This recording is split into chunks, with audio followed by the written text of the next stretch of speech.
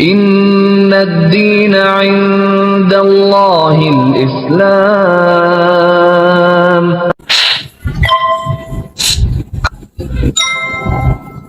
Saya sebenarnya kalau dikatakan udah tertarik dengan Islam itu udah lama. Mungkin karena faktor lingkungan, dulu saya kecil, saya temen dan segala macamnya. Kemudian dari kawan juga rata-rata Muslim. Tapi kebetulan ketika saya lulus kuliah, saya kerja di salah satu sekolah, kebetulan sekolah Katolik gitu. Jadi akhirnya karena saya bekerja di situ selama 7 tahun, akhirnya ya ruang lingkup saya ya pasti nuansanya itu gitu kan, Bang. Terus udah belakangan ini terus ada kejadian ibu saya juga meninggal tahun lalu ya. Jadi kayak kebetulan ibu saya dulu juga Muslim. Oh, ibu juga dulu Muslim? Ya, ibu saya juga dulu Muslim sebelum menikah dengan bapak ya. Terus sebelum meninggal juga beliau tuh ada sampaikan ke saya seperti ingin kembali ke Muslim waktu itu. Tapi mungkin karena saya yang dulu masih ego, masih memikirkan kayak nanti orang mikirnya gimana sih udah tua pindah agama dan segala macam. Waktu itu masih ego saya seperti itulah, Bang. Akhirnya sampai beliau meninggal ya hal itu tidak kesampaian. Kemudian setelah ibu saya meninggal, saya kayak merasa gimana ya, Bang, ya saya memang ada waktu itu ada hubungan dengan cowok, maksudnya pria Muslim, tapi ya pria tuh juga nggak bisa nerima, keluarganya nggak bisa nerima saya. Karena beda agama tadi. Walaupun waktu itu saya udah usaha, saya bilang saya gini, saya gitu, tapi tetap aja keluarganya nggak bisa nerima. Kemudian dalam beberapa itu saya akhirnya hubungan dengan cowok itu juga nggak berlanjut. Terus tapi bukan berarti saya langsung mikir apakah saya mau masuk Islam hanya karena saya mau waktu itu menikah dengan dia, tapi ternyata enggak gitu. Saya banyak dengarkan kayak di YouTube siaran dan segala macam kayak gitu. Terus saya banyak juga berkawan dengan kawan-kawan saya yang Muslim. Saya tanya, banyak dekat ke mereka, sharing masalah apa gitu. Mereka sih tidak pernah memaksakan, tunggu saya pas. Apa yang Laras tanyakan kepada teman pada saat itu tentang Islam? Saya tanyakan kepada teman tentang Islam ya kayak yang benar mana, yang nggak benar mana. Maksudnya saya tahu semua agama mengajarkan kebaikan, tapi kalau kebenaran itu kembali ke pribadi kita masing-masing gitu kan, Bang. Saya waktu itu nanyakan terus kayak ajaran-ajaran Islam yang misalnya kayak apa sih kayak manfaat kita puasa, apa manfaat kita sholat. Saya jujur aja, Bang, kok ditanya kenapa saya mau masuk Islam, itu supaya saya bisa sholat. Karena saya merasa saya nggak bisa, maaf, di agama saya yang lama waktu itu saya merasa saya nggak bisa beribadah, merasa mungkin nggak khusyuk. Saya merasa kayak ketika saya berbicara dengan waktu itu Tuhan, kayak nggak ada komunikasi yang kayak kita kayak nggak ada komunikasi secara religius gitu. Jadi ketika teman saya waktu itu sholat 5 waktu apa setiap itu ya, saya kayak ngerasa saya pengen gitu. Jadi kok ditanya ya cuman saya pengen sholat, walaupun sampai saat ini sih saya udah sholat alhamdulillah 5 waktu udah alhamdulillah, Bang. Walaupun ya kita nggak tahu masalah belum bener atau apanya masih rasa kan. Kalau saya potong, mohon maaf, tadi alasannya ingin sholat ya, masuk Islam. Dan kalau saya tangkap betul nggak nih kira-kira Larasnya ingin berkomunikasi, ingin berkomunikasi kepada Tuhan.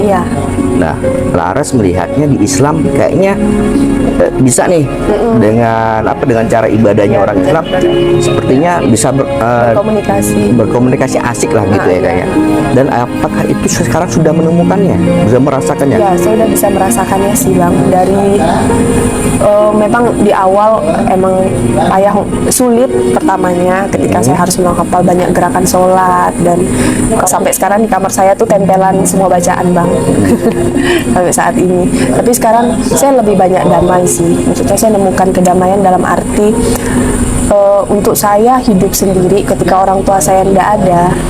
Maksudnya bapak saya nggak ada, ibu saya nggak ada. Di awal-awal saya kayak ngalamin kayak semua tuh kayak gimana ya Bang ya, kayak titik terendah di dalam hidup saya. Saya mau gimana? Saya mau berdoa, mau beribadah, saya juga nggak merasa percaya dengan keyakinan saya yang lama pada saat itu, karena saya merasa saya nggak bisa komunikasi gitu, Dengan pencipta. dengan pencipta. Tapi ketika saya masuk Islam, saya bisa mendoakan orang tua saya ya, walaupun saya nggak ngerti doa saya diterima atau enggak, sampai atau enggak itu ya udah, tapi saya bisa kayak apa kegelisahan hati saya sampaikan. Saya bisa tidur nyenyak. Saya jujur, saya waktu dulu saya nggak bisa tidur nyenyak Bang. Sekarang sudah. Sekarang alhamdulillah udah bisa tidur nyenyak gitu. Alhamdulillah. Jadi banyak yang kayak saya malahan kayak misalnya kayak wanita kan ada kayak dapet ya gitu ya. Kok saya dapet kayaknya lama, Dapet kok halangan ya? halangan gitu ya. Kok lama sih, kayak saya rindu gitu mau sholat dan apa. Alhamdulillah udah kayak ngerasa gitu sih. Oh, berarti sekarang udah merasa rindu ketika lagi berhalangan atau masa menstruasi, kan nggak bisa sholat ya, Iya. dan itu udah rindu melakukan Iya, sholat. kayak kok udah lama sih, nanti takut nih apa kayaknya gerakannya takut lupa, nanti gimana nih, ada yang pengen diceritain dan segala macam gitu, kayak ada rasa-rasa seperti itulah Bang, kayak gitu. Ada kayak perlu ada yang mau saya ungkapin, oh tapi masih dapet gini gitu segala macam. Sekarang udah kayak gitu sih Bang. Oke. Pertama kali ketika sholat, apa yang Laras rasakan? Damai sih Bang. Waktu itu saya nggak bisa, mungkin kata damai itu sulit dideskripsikan ya, maksudnya sulit diartikan. Tapi seandainya orang pernah merasakan damai, tenang, itu yang saya rasakan. Itu saya rasakan walaupun waktu itu sholat saya masih belum sempurna. Bahkan sampai sekarang sih Bang, sholat saya belum sempurna. Saya juga di rumah nggak ada yang bimbing, istilahnya saya sendiri. Kalau saya sholat pun masih banyak harus lihat sana sini waktu itu. Tapi satu hal yang saya rasakan ya, saya merasa damai, saya merasa tenang, saya merasa ketika saya ada masalah, nggak tahu, saya selalu merasa waktu dulu saya kok nggak, kalau ada masalah saya selalu bingung mau ngapa, tapi kini saya selalu kayak berpikir tenang sih Bang. Saya percaya kok pasti Allah bantu kita kok gitu. Cuman ya kita harus sabar. Mungkin saya juga banyak introspeksi diri saya, kayak sekarang saya punya masalah, kayak mungkin saya belum menikah di usia saya seperti ini. Akhirnya saya kayak merasa oh mungkin ada di diri saya yang masih harus saya perbaiki, kayak gitu. Itu sekarang lebih bisa nerima sih Bang. Oh gitu. Oke. Pernah nggak ketika sholat itu ada momen yang benar-benar membuat terharu atau meneteskan air mata? Pernah nggak? Pernah sih saat saya sholat. Saya sekali waktu itu, saya nggak tahu sholat saya jadi sah atau enggak ya Bang. Saya tipe yang nggak mudah nangis juga, karena saya merasa saya tinggal sendiri. Kok saya nangis, kok saya sedih, nggak ada yang bisa hibur saya. Jadi saya tuh tipe yang Sudah terbiasa dengan kesendirian. dan keras dengan diri saya sendiri. Wah, berarti keras juga Ya, nih. saya nampaknya kayak gini ya Bang. Tapi keras. Tapi maksudnya dengan diri saya sendiri, jangan iya. sampai kayak gitu maksud saya.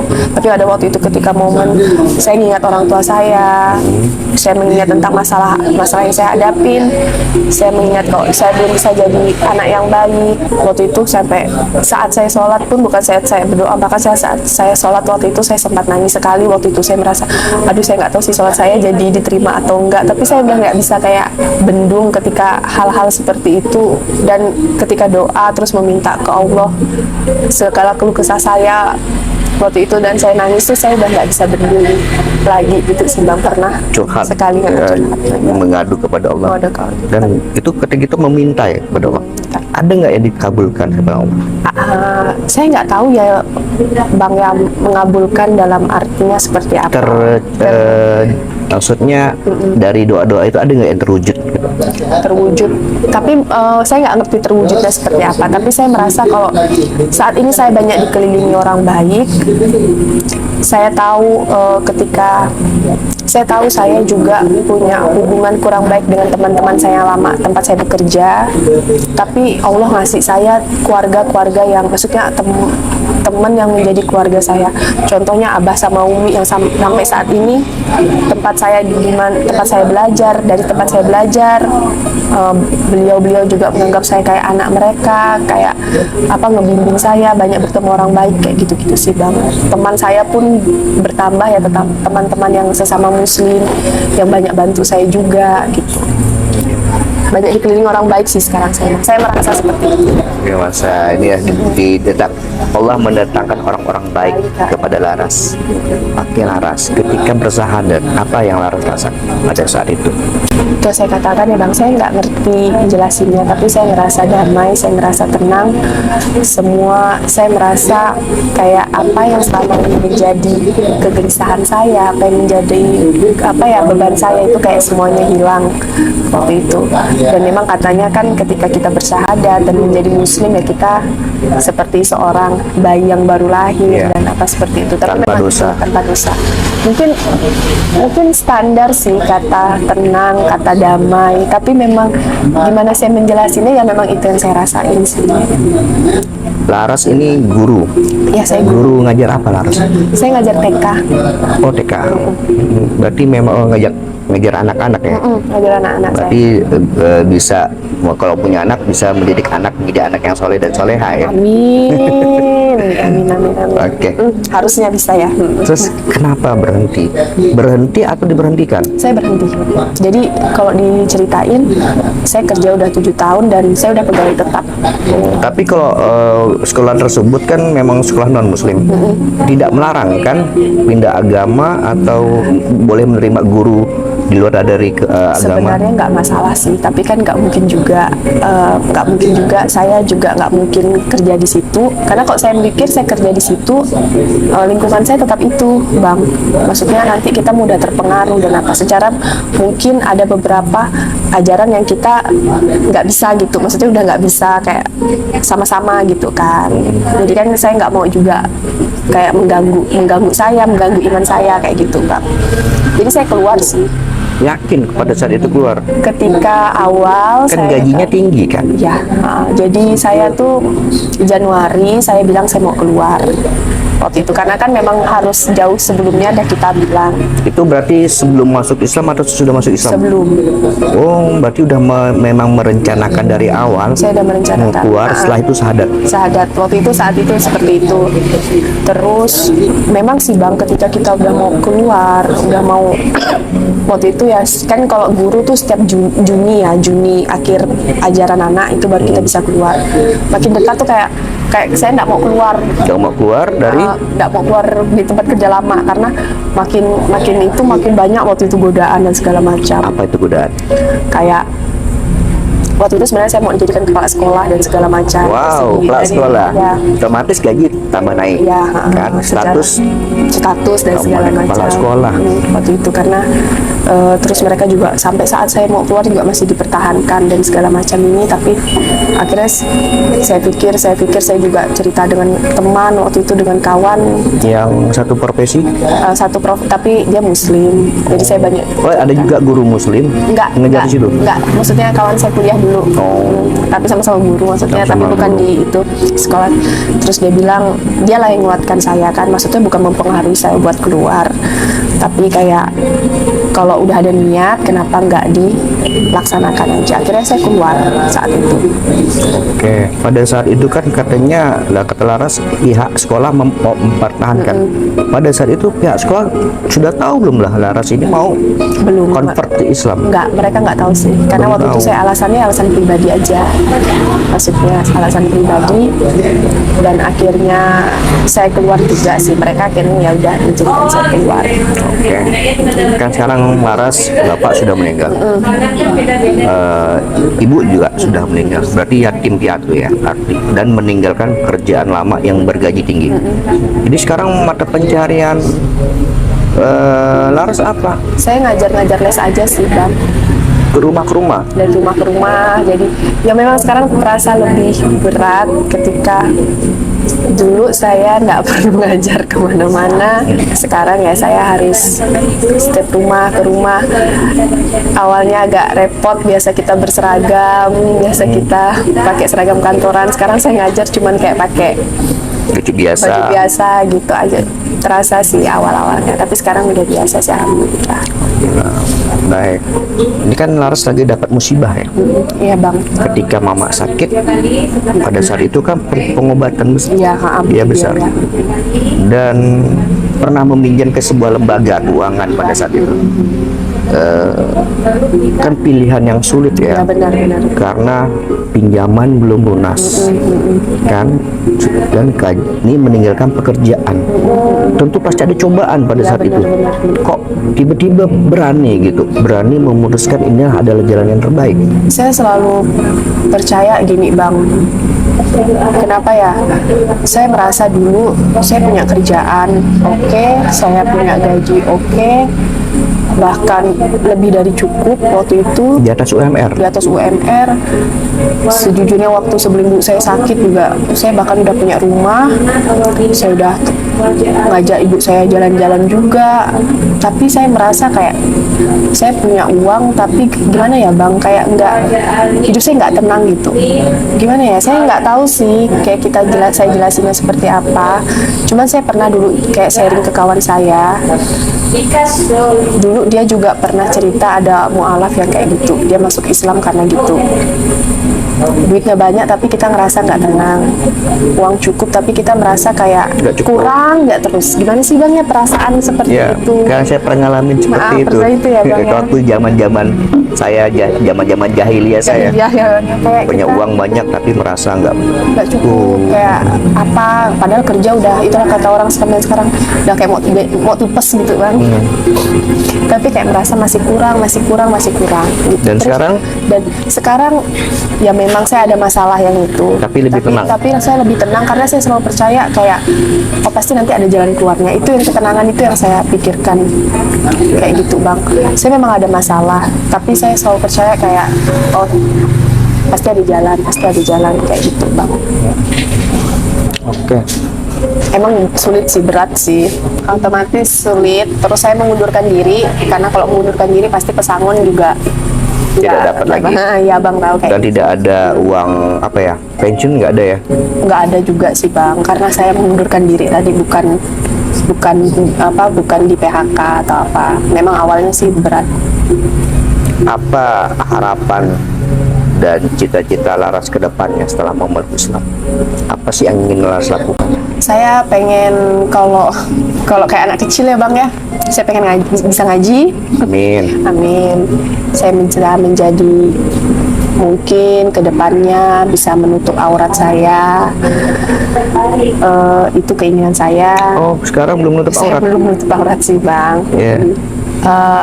Secepatnya mungkin mendapat jodoh yang bisa bimbing saya. Amin. Amin. Karena saya jujur aja saya sendiri dan ya itulah makanya kurang ada yang ngebimbing tuh ya, harus bertahan sendiri tuh ya lumayan sulit juga seperti itu. Kalau ya itulah saya bilang, kok saya kayak anak kecil saya pengen bisa ngaji karena jujur hafalan ngaji saya masih kurang gitu bang. Ada Bisa menjadi lebih baik lagi lah. ada cita-cita ingin ke Ka'bah? Saya pengen naik haji. Kalau saya punya itu saya bilang kalau saya punya suami, saya pengen kayak mungkin kalau haji agak lama saya pengen umroh bareng. Semoga lah suami saya mampu ya. Kalau enggak pun nabung lah ya, pasti bisa. Amin, mudah-mudahan. Ya, jadi mudah-mudahan apa yang diinginkan dia cita-citakan Laras setelah masuk Islam itu dipermudah oleh Allah dan dipermudah perjalanannya ke Baitullah, ke Mekah. Amin. Dan mendapat jodoh yang soleh yang bisa membimbing Laras ke surga. Iya, amin bang. Oke, saya Bang Ilham dan Angelina Larasati. Dakwah terus tanpa henti, istighfar terus sampai mati. Mari kita bersaudara sampai surga.